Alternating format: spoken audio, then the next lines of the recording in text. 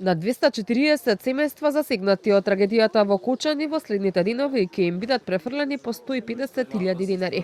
Станува збор за средства донирани на сметката на Црвениот крст на Македонија од граѓани од земјава и од странство, компании, локални самоуправи и државни институции. Но имињата ќе бидат објавени откако ќе заврши донаторската кампања.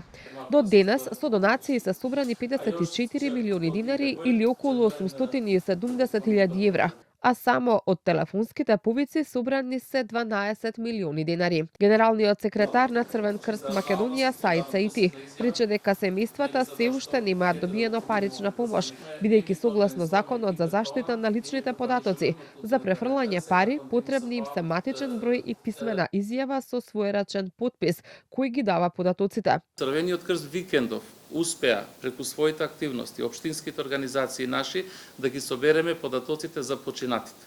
И тие податоци се пристигнати денеска и тука се кај нас.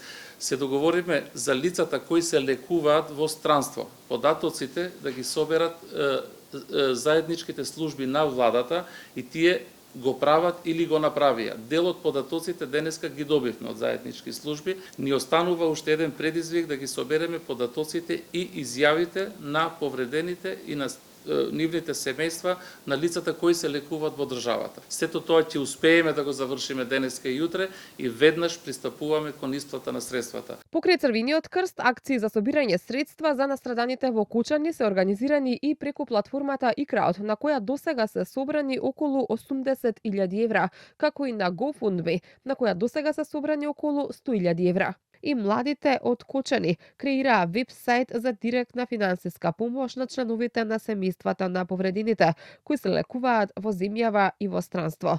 На интернет адресата supportkochani.com се објавени трансакциски сметки и секој донатор може да избере кому и колку пари ќе прифрли преку својата банкарска сметка. Не би било добро Црвениот крст сега да биде тој што ќе ги означи и ќе ги критикува за тоа што да не бидеме сватени погрешно дека ние сакаме само ние да бидеме единствени.